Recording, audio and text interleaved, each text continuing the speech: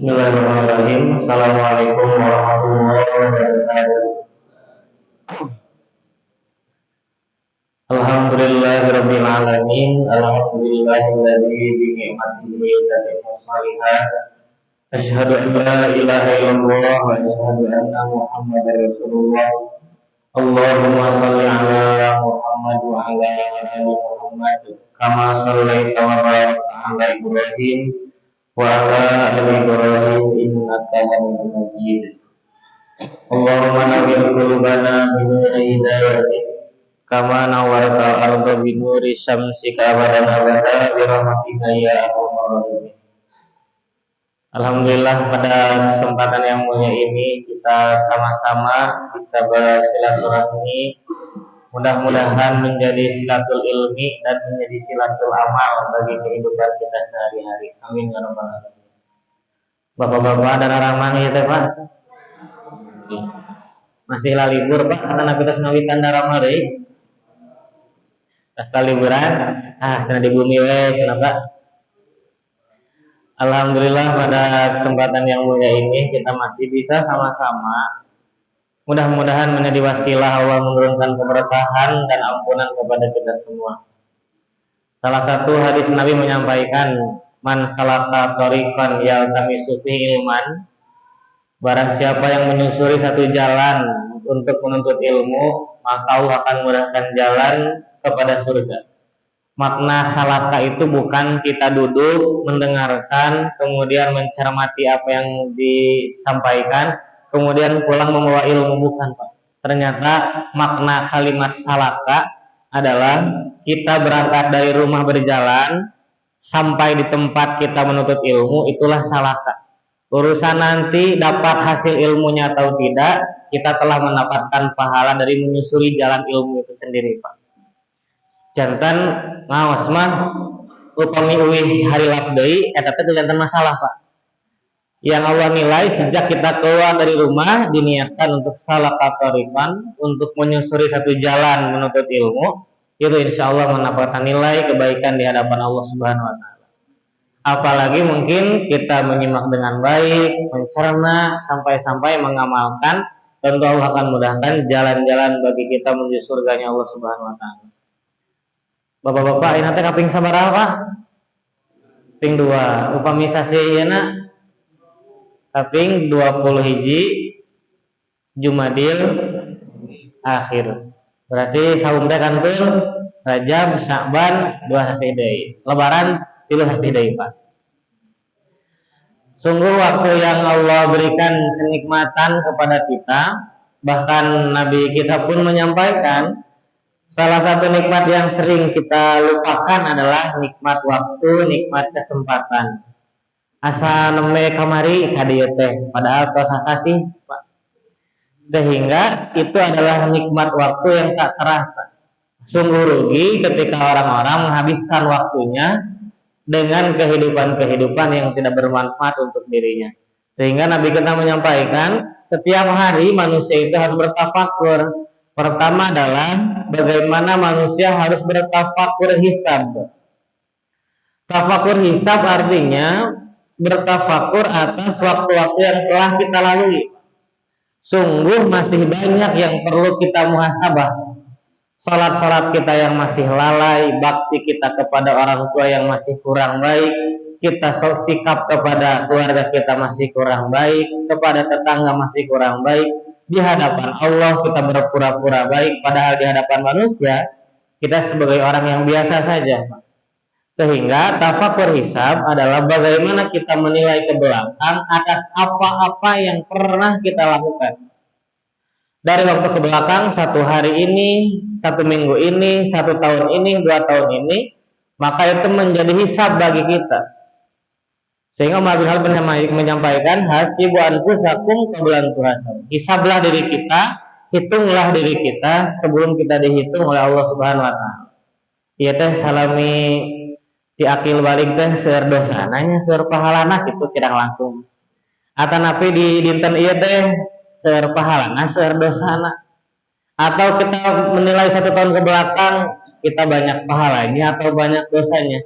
Kita menghisab amal-amal kita ke belakang. Jika ada sholat-sholat yang lalai, perbaiki. Jika ada sikap yang kurang baik terhadap keluarga, kita perbaiki.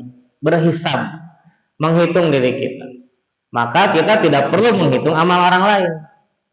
Tidak perlu kita menilai amal orang lain. Sebab kita pun sangat akan sibuk ketika kita menilai diri kita sendiri. Kalaulah kita sadar ketika kita bertafakur hisab ke belakang, yang tahu dosa-dosa kita, yang tahu kualitas amal kita adalah Allah.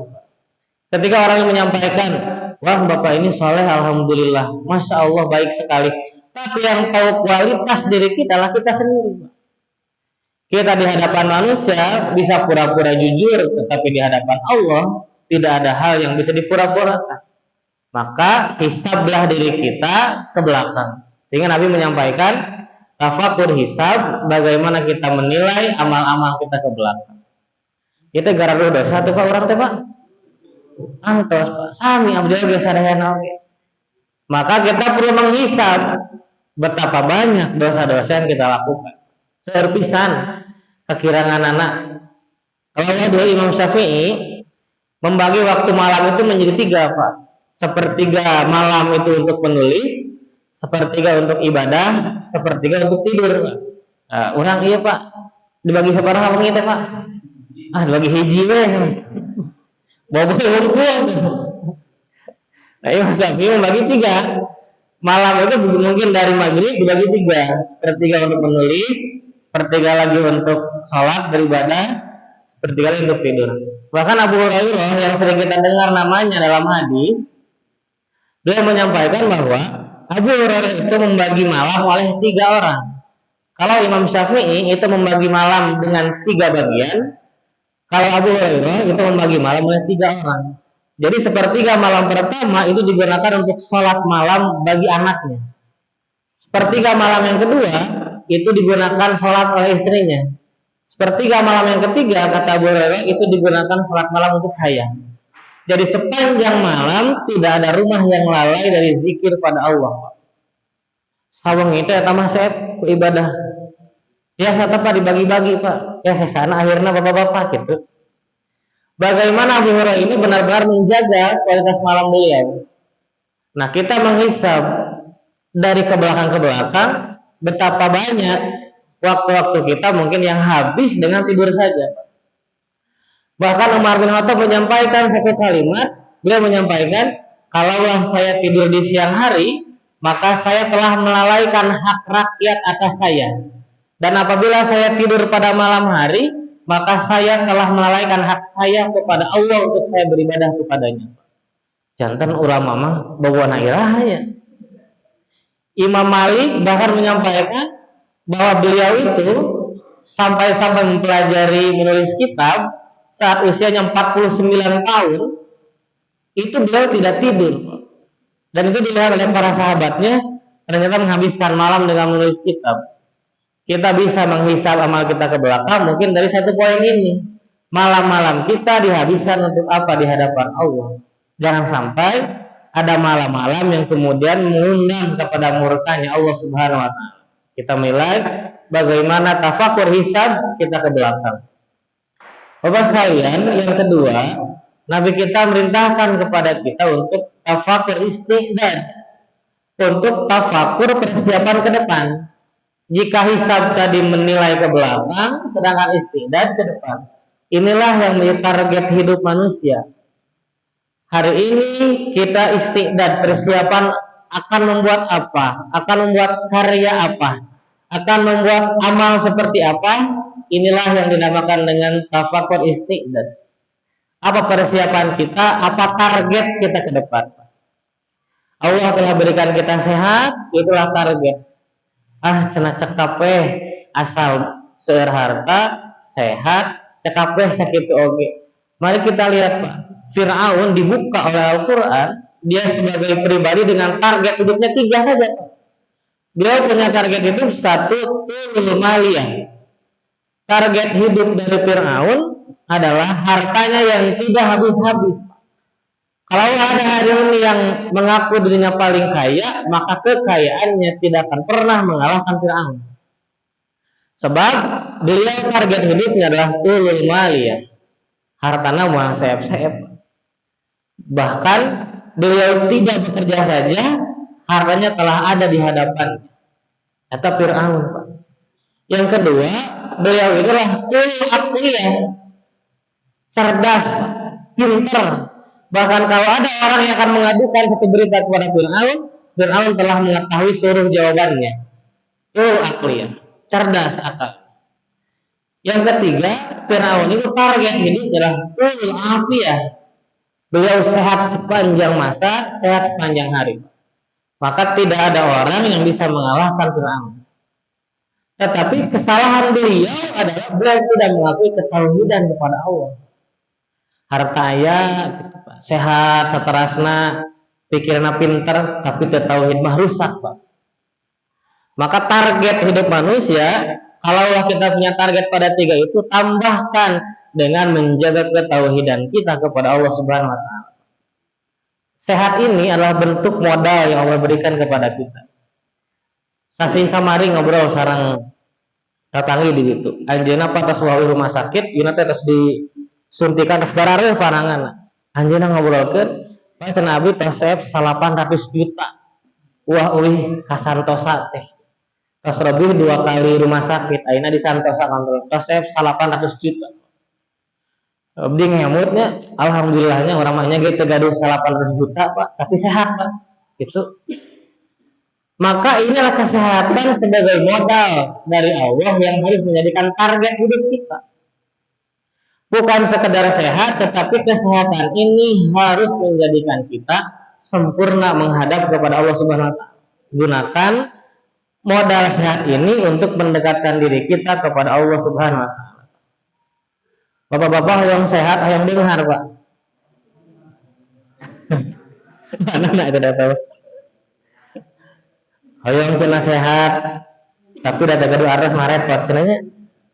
Hayang beunghar, teu sehat, repot sabi. Tapi upami ku Allah dipasihan milih Pak, hayang mana Pak? Bingung ya Pak.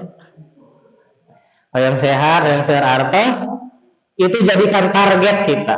Tetapi jangan sampai hilang dari lingkaran ketauhidan kita kepada Allah Subhanahu wa Ta'ala.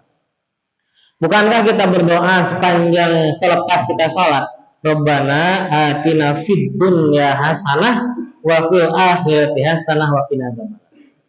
Kita mohon kepada Allah dua target. Pertama adalah hasanah fid dunya, yang kedua hasanah fil akhirah.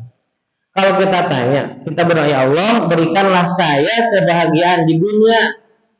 Coba Pak, naon bentukna kebahagiaan dunia teh? Pasti ngemutna naon banyak? Seserna harta. Karena kita tahu betul bahwa ketika kita menyampaikan kepada Allah hasanah fid dunya, lu kagambar teh di dieu teh harta. Sedangkan rezeki, kebahagiaan yang Allah berikan kepada kita, ilmu yang Allah turunkan kepada kita, itu laksana air yang mengalir dengan deras, tarik pisan, tina parawan tarik gitu. Tapi begitu kita buka keran, kenapa airnya jadi air? Padahal dari sumbernya ini keras, tarik. Ternyata ketika buka keran ada yang menghalangi. Apa yang menghalanginya? Mungkin lumut, mungkin tanah, mungkin ada barang-barang yang ngelap. Dan itulah gambaran ketika Allah memberikan rezeki pada kita, kebahagiaan hidup pada kita, dan memberikan ilmu pada kita. Ya Allah nama tarik, pas dongkap ke orangnya rezeki kita dibuka ke alit. Kenapa?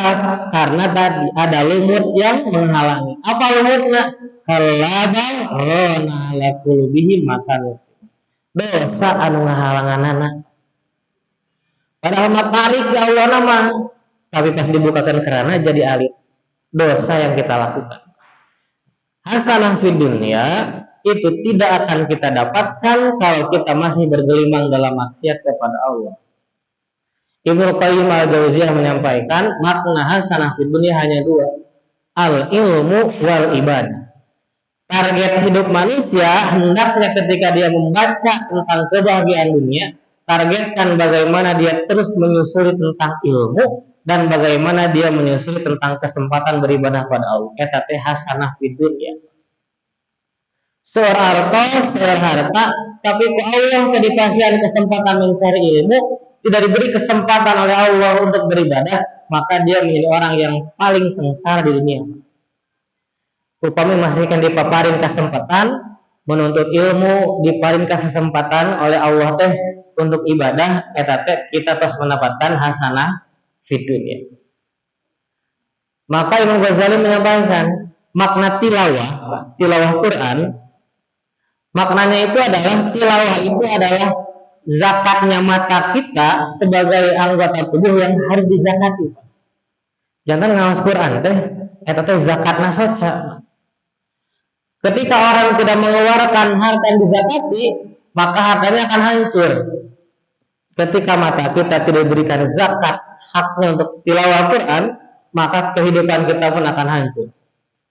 Bahkan kalimat sahabat mulia Utsman bin Affan menyampaikan, kalaulah hati manusia itu bersih, maka dia tidak akan pernah kenyang dengan bacaan Quran. Mual bosan ngawas Quran teh. Karena hatinya telah bersih. Ketika Allah berikan kesempatan menuntut ilmu, Allah berikan kesempatan untuk ibadah, maka kita telah mendapatkan hasanah fid dunya. Sedangkan Sa'id bin Musayyib menyampaikan makna hasanah fid dunya adalah al-mar'atus sholihah wal usratus sholihah. Istri yang sholihah dan juga keluarga yang soleh itu adalah bagian dari hasanah fid dunya. Ilmu, ibadah, keluarga saroleh eta tetos hasanah fid dunya. Allah memberikan kesempatan itu kepada kita kalaulah kita mencari hasanah fid dunya. Kebahagiaan hidup yang Allah berikan tergantung bagaimana kedekatan kita dengan Allah Subhanahu wa taala. Panyungkeun seueur ka Allah teh, tapi ibadah ka Allah saalip pisan. Kalimat di surah Al-Mutaffifin, wailul lil mutaffifin alladzina idza qalu 'alan nas yastawfun. Makna berat timbangan itu bukan sekedar maknanya timbangan dalam jual beli. Tapi makna timbangan itu artinya adalah kita berat meminta pada Allah, tetapi ketika Allah minta hak kepada kita, kita dengan timbangan yang ringan. Seueur panyungkeun ka Allah, tapi ibadahna mung sakedik. Bagi orang-orang yang Allah berikan kesempatan ilmu, kesempatan untuk beribadah, kesempatan mendapatkan keluarga yang sholih, itu adalah orang yang paling bahagia di dunia. Nah, mudah-mudahan orang sadarnya kenging tilu ieu Pak. Kesempatan untuk ilmu aya nuju ieu nya. Kesempatan ibadah masih Allah berikan kepada kita. Gugah subuh teh Pak, kada teh rezeki. Tidak semua orang ku Allah teh dikasihan nikmat gugah subuh. Ketika Allah berikan nikmat itu adalah nikmat yang Allah berikan kepada kita. Keluarga yang sholih, tidak semua orang Allah berikan keluarga yang sholih. Dan itu adalah nikmat hasanah fid dunya. Jantan kemah upami ngadoa Rabbana atina fid dunya hasanah, yang ada dalam bayangan kita adalah tiga itu saja. Ilmu, kesempatan ibadah, dan keluarga yang sholih. Ternyata harta mah terlebat karena hasanah fid dunya. Dan itu adalah efek yang Allah berikan kalau kita mendapatkan ketiga tadi. Harta itu adalah efek nanti Allah berikan. Jangan tong dugikeun ka sibuk ngemutan harta. Karena Allah telah membagi bagian-bagiannya masing-masing. Wa fil akhirati hasanah, target hidup manusia yang kedua adalah dia menargetkan kehidupan hasanah di akhirat. Sering orang itu bagaimana dia hidup enak, tetapi jarang berpikir untuk meninggal dengan enak. Betah pisan di alam dunia. Apa betah di alam dunia Pak? Betah tekar awas Pak, saking kebetahna. Yuswa tadi 20, 30, 40, 50, 60, 70, 80 tekar awas. Kan namanya akhir balik gitu ya. Padahal akhir balik akhir Pak. Eta teh tekar awas. Nah, waktu akhir hasanah, bagaimana ketika seorang manusia punya target hidup hasanah di akhirat. Salah satu penelitian menyampaikan Pak di Australia kalau tidak salah, dia seorang profesor yang ayahnya teh geus ka sumur. Anjeunna profesor, ayahnya jatuh ke sumur. Pas jatuh teh ieuna anu kabanting lah.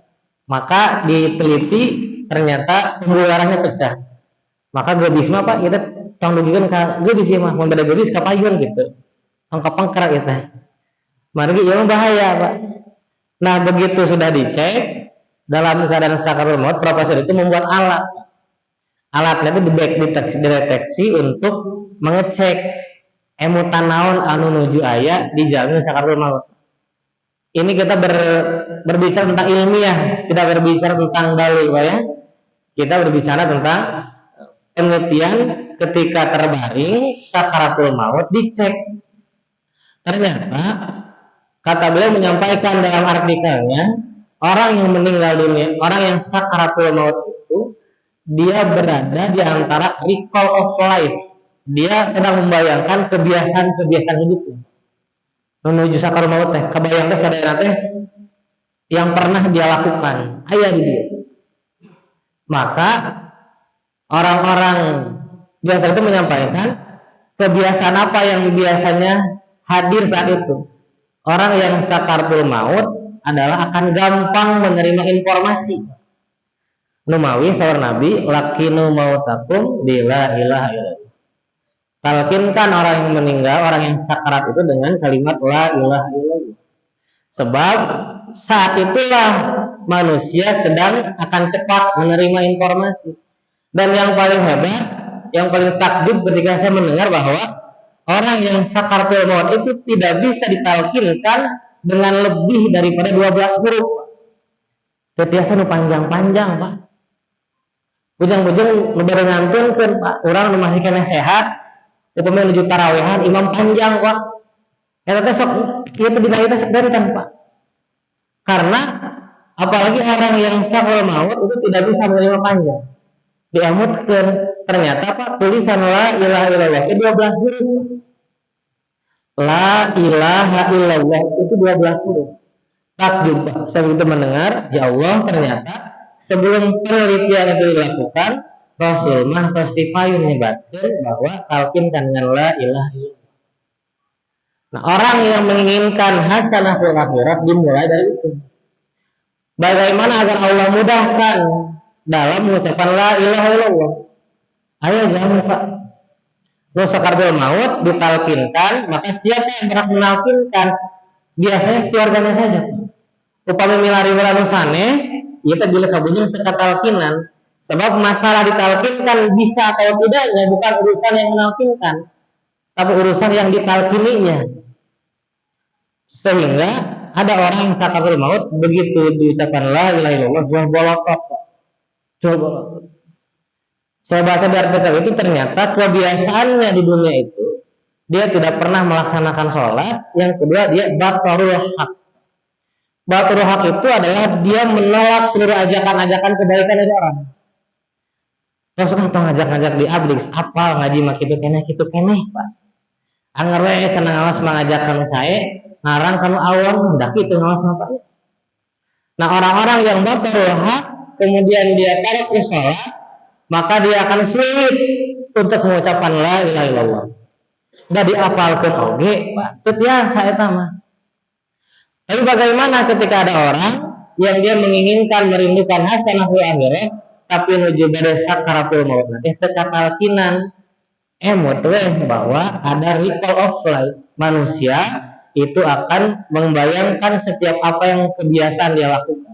Tu paminu saleh mah teu kedah watos ngantunkeun oge.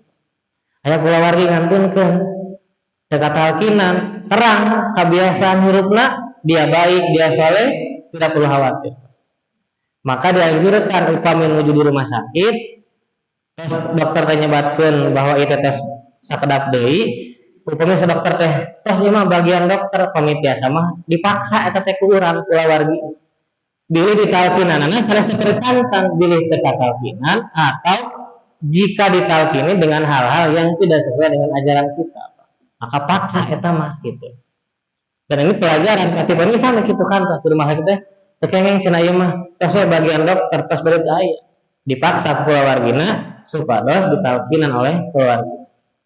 Bapak sekalian, inilah gambaran untuk mendapatkan hasanah fil akhirah. Bagaimana orang akan menduduki derajat hasanah fil akhirah sedangkan kehidupan di dunianya tidak mendukung kepada hasanah fil akhirah. Orang tidak akan mendapatkan kebahagiaan di akhirat kalaulah dia yang pertama dia bergelimang dengan dosa dan dia tidak pernah beramal.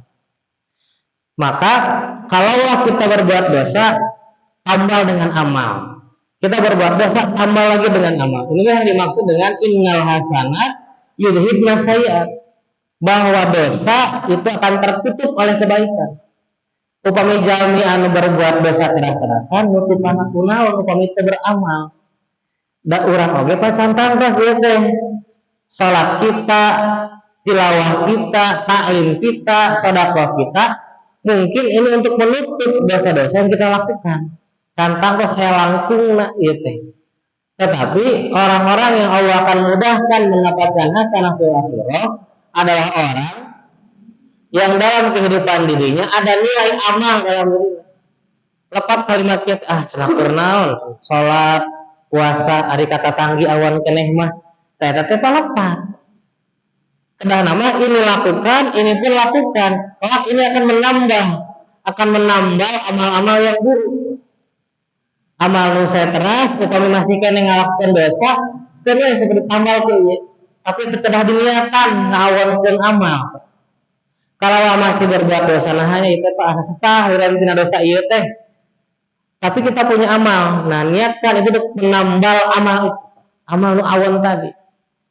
Orang akan sulit, akan keras hatinya, tidak akan mendapatkan kebahagiaan di akhirat kalau dia berbuat dosa terus-menerus tetapi dia tidak melakukan amal dalam kehidupan sehari-hari.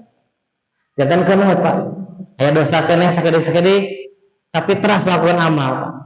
Orang yang berbuat amal saja belum tentu dia bisa menutup apalagi orang-orang yang lepas dari beramal. Kan namanya rumah siapa? Orang teh seueur dosa, hukumnya seueur dosa, kada seueur amal oge. Kanggo nutupan anak.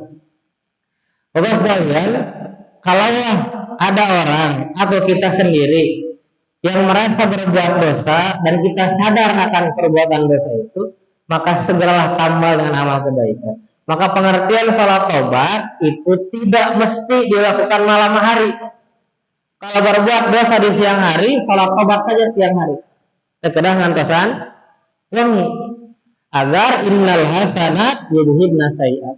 Agar kebaikan itu bisa menutup dan menghapus kepada dosa-dosa kita. Nah, jantan targetkeun tadi mah target dunia mana noe Pak? Hidupna teh ilmu, ibadah dan keluarga yang soleh supaya mendapatkan bagian target hidup manusia ke depan, mendapatkan hasanah fil akhirah. Bagaimana dia terlepas dari dosa tetapi dia masih terus dalam keadaan beramal. Nah, jalmi anu bakal berat payunan Allah mah jalmi teras ngadamal dosa tapi teu disarangan ku amal. Yang kedua, orang yang tidak akan mendapatkan hasanah fil akhirah, orang tidak akan mendapatkan kebahagiaan di akhirat adalah orang-orang yang dia salah dalam bergaul. Kelak manusia itu akan mengeluarkan segala sesuatu atas dasar apa yang dia dengar. Aya jalmi anu lisanna teh pun tanpa mengeluarkan kalimat-kalimat buruk, kalimat-kalimat kasar. Dari mana dia mendapatkan? Karena pergaulan. Maka salah satu penyesalan kata Allah ketika manusia telah dikubur dalam tanah, salah satu penyesalannya adalah ketika dia menyampaikan, ya Allah, saya telah salah dalam bergaul, saya telah salah dalam mengambil khalili, salah dalam mengambil orang yang membersamanya. Jantan upami jalmi Pak gaul napuntennya sok nyebut kasar, eta teh pasti sok kaulang-ulang. Upami jalmi resep badminton, pasti ngobrolkeun di badminton Pak. Nah sami upami jalmi resep nate ngobrolkeun nate nu awan-awan, nu kasar, nu jorok, anu jorang, nu rokas, maka dia akan terbiasa mengucapkan kalimat-kalimat itu. Dan naasnya kalaulah kalimat itulah yang keluar di akhir kehidupan kita. Maka Nabi menyampaikan innamal a'malu bil khawatim. Sesungguhnya amal itu tergantung kepada akhirnya. Nujunya rios awon Pak, dongkap malaikat nu bade nyandak nyawa urang, dicandak Pak. Maka tong lepat dalam bergaul. Jangan sampai salah dalam pergaulan. Saperah nyarioskeun batur Pak, Uyah Pak.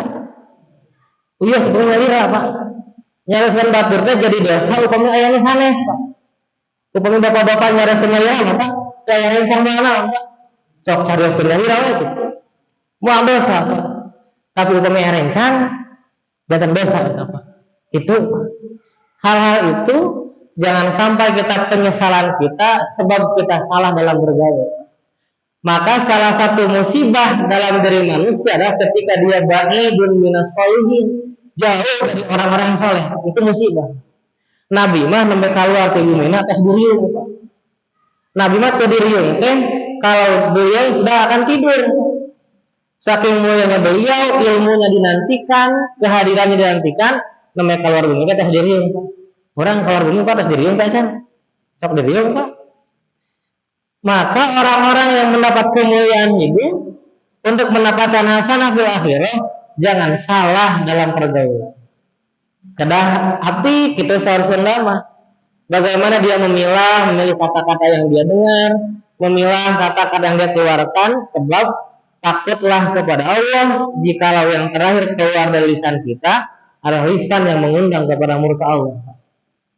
Jantan tong lepat dina milih rencang gaul mah sareng saha tapi tang dugikeun kalepat milih khalil. Khalil teh sahabat dekat, bahkan yang menyampaikan sebagai kekasih karena senantiasa bersamaan.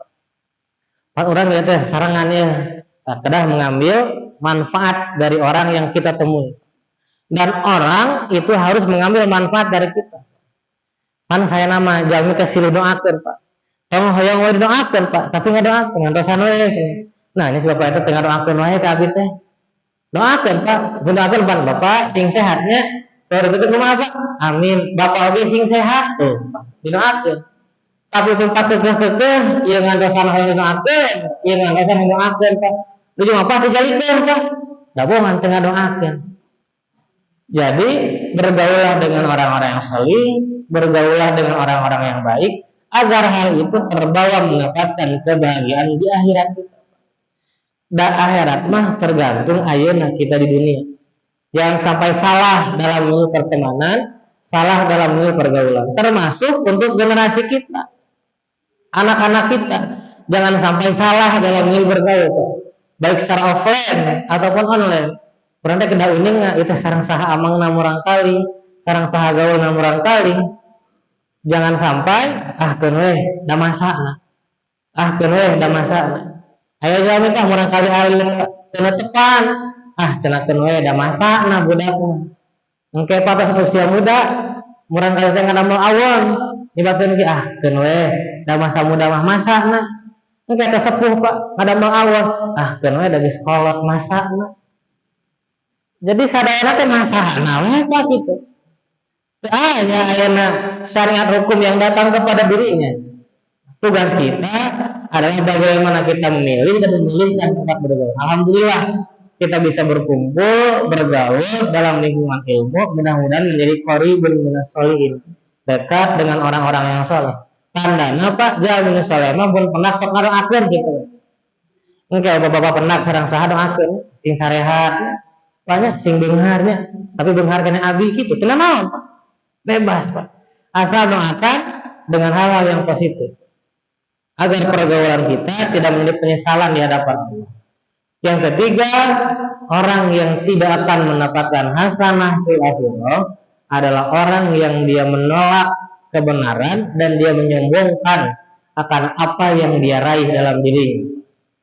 Jantan jami mah upami diajak anak kasayan, walaupun dia sudah tahu, dia harus mendengarkan.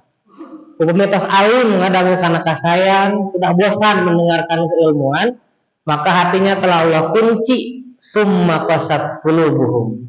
Hatinya teh tergelincir, sulit untuk menerima kebenaran, sulit dalam menerima kebaikan. Sehingga target hidup manusia adalah hasanah fid dunya wal hasanah fil akhirah. Hasanah fid dunya doana teh tadi kita minta 3 hal. Ilmu, kesempatan mendapatkan ilmu, yang kedua kesempatan kita dalam beribadah, yang ketiga kesempatan kita mendapatkan keluarga yang saleh. Dunia mah eta we cekap Pak gitu. tambihan pengen tadi hoyong beunghar Pak, hoyong nanti Pak, seueur jabatan gitu Pak, tambihan ya. Nah, ketika mendapatkan hasanah di dunia, maka manusia harus siap dengan apa yang akan terjadi kepada dirinya. Aya dalem Pak, yuswa 58 tahun, yuswa 60 bade pensiun Pak. Ngemutan yuswa 58 teh Pak. Ieu teh ngemut tarik Pak. Dugikeun ka sesah tuang, ameng ge sesah, nyarios sesah da ngemutan. Engke kumaha upami pensiun. Kedah emut Pak. Kita harus siap, Allah yang berikan rezeki kepada kita, Allah yang berikan rezeki pada keluarga kita, itu Pak. Jangan itu manteng Pak. Kumaha Pak itunya abdi teh sataun deui bade pensiun. Wah, pantas pensiun mari rezeki teh murang kalihna. Rezeki teh nu sanes dongkap, langkung sehat Bapak, saur abdi. Hal-hal itu kita harus siap. Bahkan ada orang, pas murang kalih teh sakolahna di sekolah Islam selama 12 tahun teh. Di paling cenah bager barangkali teh pas keluar sekolah cenah janten awon kalau janten sepuhna ka itu teh siap mantang di dieu Pak, janten emutan, janten teu damang gitu. Maka kita harus siap dengan segala sesuatu yang terjadi kepada diri kita. Kada emut we soal Imam Syafi'i bahwa jika besok itu akan ada rezeki yang baru, jika datang hari yang baru Allah akan turunkan rezeki yang baru juga. Terkena khawatir keurusan rezeki. Jami teh ini sering manteng Pak. Kina moal sehat dina diri. Jami teh sering emutan hal-hal yang menjadi kekhawatiran diri. Keun we Allah akan diatur. Orang yang dia ingin mendapatkan hasanah di dunia, dia harus siap dengan ketentuan yang Allah berikan kepada kita. Kadang pan Allah teh langkih muncul Pak dina lisan orang. Dalam zikir-zikir kita ada jarang muncul kalimat Allah. Kecuali mungkin dalam sholat, dalam zikir setelah sholat. Selebihnya jarang kita mengucapkan Allah dalam kehidupan kita sehari-hari.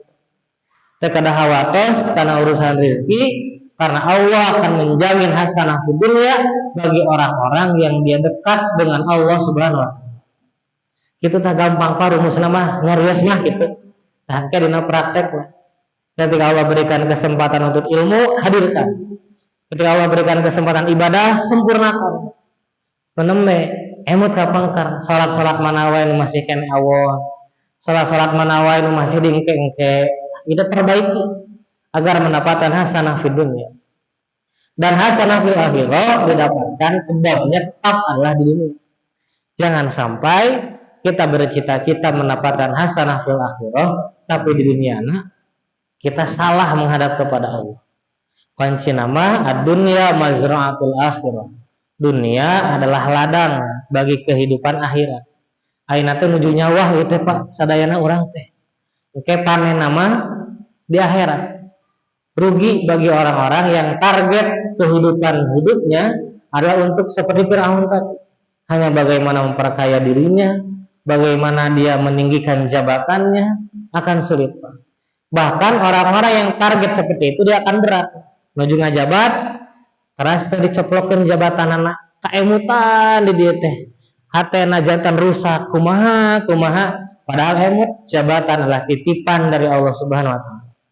Bagaimana Pak Khalid bin Walid, dia sedang gagah-gagahnya, sedang dalam fase terkenal, popularitas di kalangan para sahabat dan masyarakat, menjadi panglima perang. Kedah liren waktu sarita keneh saur Umar bin Khattab wayahna jabatan dicabut dinten ayeuna. Tidak merubah sedikit pun hati dari Khalid bin Walid, karena dia tahu bahwa jabatan adalah titipan dan dia berjihad hanya untuk Allah bukan untuk jabatan. Kurangnya kedah siap ya teh sagarupi asalna di popularitas, asalna terkenal ngawitan gitunya. Itu teh harus siapkan agar manusia tetap tenang dengan kehidupan dirinya.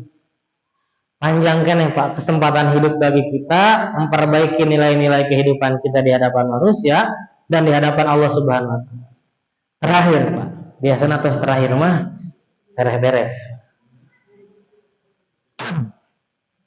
Bapak sekalian, ketika Allah Subhanahu wa Ta'ala memberikan kenikmatan kepada kita dengan target hidup yang tadi, maka jangan sampai terlepas dari kita untuk ibadah mendekat kepada Allah.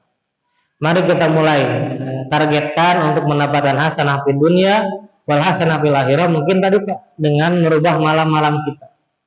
Bagaimana malam-malam kita perlu kita perbaiki. Jangan sampai dihabiskan dengan tidur saja misalkan dengan hal yang kurang bermanfaat, tetapi habiskan, berilah waktu hak untuk Allah Subhanahu wa taala. Ajak diri kita, ajak keluarga kita, ajak saudara-saudara kita untuk menghidupkan malam bersama kita. Rupina itu Bapak nantiasa kadugikan, mudah-mudahan kahartos, mudah-mudahan aya manfaatna. Mohon maaf bila terdapat banyak kekurangan, terdapat banyak kesalahan. Bapak-bapak mugia sing sarehat ya, sadayana barokah rizkina, barokah kulawargina, rizkina barokah murang kalina kulawargina solih turu solihah. Rabbana atina fid dunya hasanah wa fil akhirati hasanah wa qina adzabannar. Subhana rabbika rabbil izzati amma yasifun wa salamun alal mursalin walhamdulillahi rabbil alamin. Assalamualaikum warahmatullahi wabarakatuh.